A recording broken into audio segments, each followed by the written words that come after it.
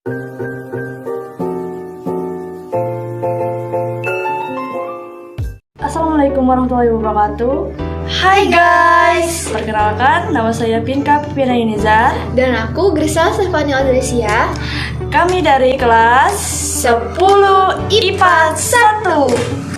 Hai guys, berbicara tentang bank, ada banyak sekali bank yang ada di Indonesia. Dan kita pasti sudah pernah mengunjungi salah satu bank yang ada di layar. Baik BNI, BRI, Mandiri, pasti ada di lingkungan sekitar kita. Apakah kalian tahu mana yang menurut kalian bank sentral? Apa sih bank sentral itu? Ayo kita simak penjelasan berikut.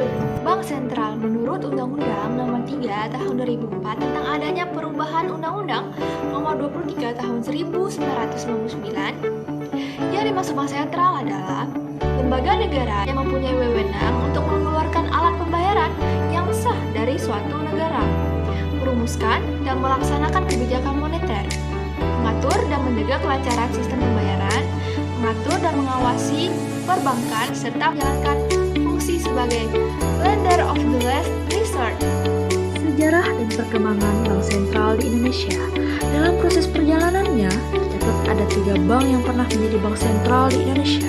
Pertama, Dijafas Bank (DJB) merupakan bank sentral pertama di Indonesia, dibangun pada tahun 1929 pada masa pemerintahan Hindia Belanda yang dipimpin oleh Raja Willem I. Lokasinya berada tepat di Jakarta. Fungsi DJB adalah berusaha mencetak dan mendistribusikan uang kertas di wilayah jajahan Hindia Belanda. Kedua, Bank Nasional 46 (BNI 46). Penetapan BNI 46 sebagai bank sentral di Indonesia adalah berdasarkan peraturan pemerintah pengganti Undang-Undang Nomor 2 Tahun 1946 yang kala itu diterbitkan pada tanggal 5 Juli 1946. Kala itu, BNI 46 berfungsi sebagai lembaga finansial mencetak uang Republik Indonesia (ORI) yang dikenal sebagai mata uang pertama yang dicetak Indonesia. 3. Nasionalisasi Dijafas Bank atau yang disingkat BJB dan Bank Indonesia. Bank sentral tersebut dipilih pada tahun 1949. Pada tahun 1951, muncul desakan kuat untuk mendirikan bank sentral sebagai wujud kedaulatan ekonomi Republik Indonesia. Oleh karena itu, pemerintah memutuskan untuk membentuk panitia nasionalisasi Dijafas Bank atau yang disingkat BJB. Proses nasionalisasi dilakukan melalui pembelian saham Dijafas Bank oleh pemerintah Republik Indonesia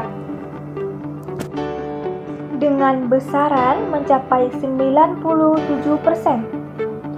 Pemerintah Republik Indonesia pada tanggal 1 Juli 1963 menerbitkan Undang-Undang Nomor 11 Tahun 1953 tentang Pokok Bank Indonesia yang menggantikan BJB. Sejak 1 Juli 1953, Bank Indonesia secara resmi berdiri sebagai Bank Sentral Republik Indonesia. Ketiganya memiliki peranan yang penting dalam menjaga tingkat stabilitas mata uang pada era penjajahan, kemerdekaan, hingga saat ini. Apa sih wewenang Bank Indonesia? Wewenang Bank Indonesia sebagai bank sentral: A. Kewenangan membuat kebijakan moneter. B. Kewenangan mengatur sistem pembayaran. C. Kewenangan mengatur dan mengawasi perbankan. Peran dan fungsi bank di Indonesia.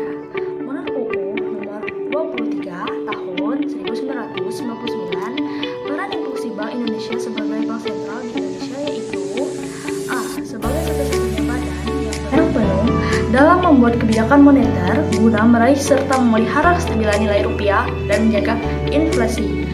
B.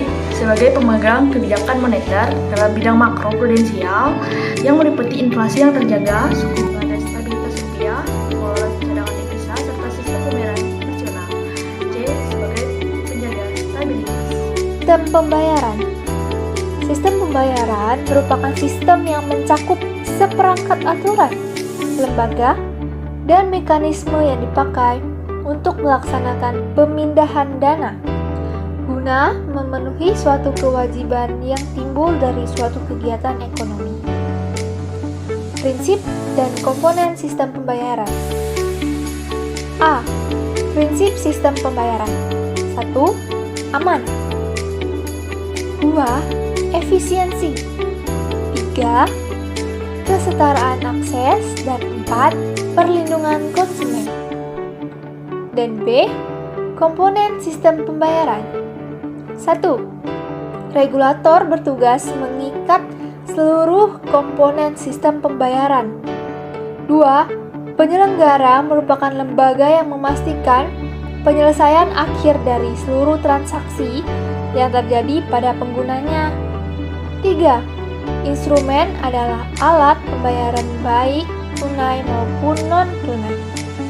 4. Pengguna adalah konsumen yang memanfaatkan sistem pembayaran.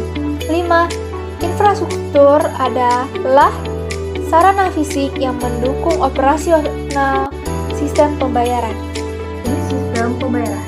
Sistem pembayaran dapat dibedakan menjadi dua jenis, yaitu sistem pembayaran tunai dan sistem pembayaran non-tunai. Sistem pembayaran tunai menggunakan uang kartal, dalam kurung, kertas, dan logam sebagai alat pembayaran. Sedangkan pada sistem pembayaran non-tunai, instrumen yang digunakan berupa alat pembayaran menggunakan kartu, dalam kurung, APMK, cek, bilet, giro, nota debit, maupun uang elektronik, dalam kurung, card bus, dan paper bus. Cakupan sistem pembayaran non-tunai dikelompokkan menjadi dua jenis transaksi. Transaksi universal,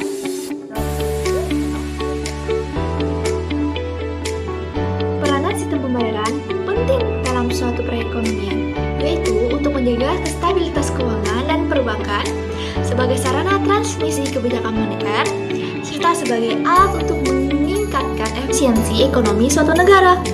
Peranan pokok Bank Indonesia dalam sistem pembayaran adalah sebagai regulator, fasilitator, dan katalisator pengembangan sistem pembayaran Indonesia. alat pembayaran. Pada umumnya, setiap transaksi yang melibatkan pembayaran, uang merupakan contoh alat pembayaran yang umum digunakan di masyarakat. Uang termasuk alat pembayaran tunai. Ada pula alat pembayaran non-tunai. Berikut penjelasan lebih rinci mengenai alat pembayaran, baik tunai maupun non-tunai. Alat pembayaran tunai. Menurut Undang-Undang Nomor 23 Tahun 1999 tentang Bank Indonesia, uang kertas adalah uang yang berbentuk selembaran yang terbuat dari kertas atau bahan lainnya yang menyerupai kertas. Adapun uang logam adalah uang yang terbuat dari logam emas atau perak yang memiliki nilai dan cenderung lebih tinggi dan stabil. Bentuknya mudah dikenal dan sifatnya tahan lama.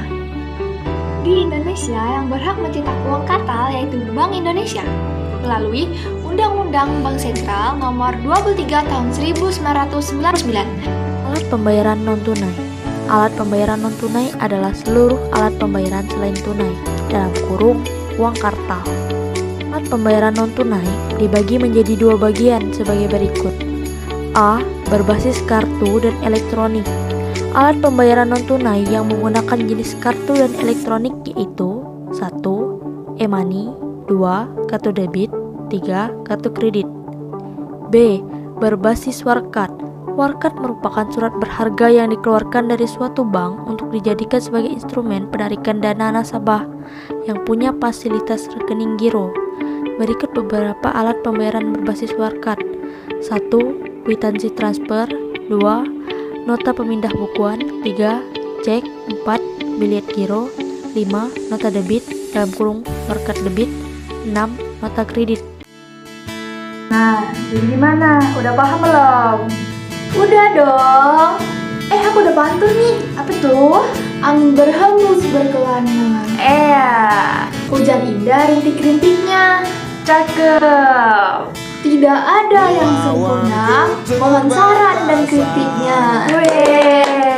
Nah guys, thank you for watching. Jangan lupa like, comment, share, and subscribe. Bye-bye.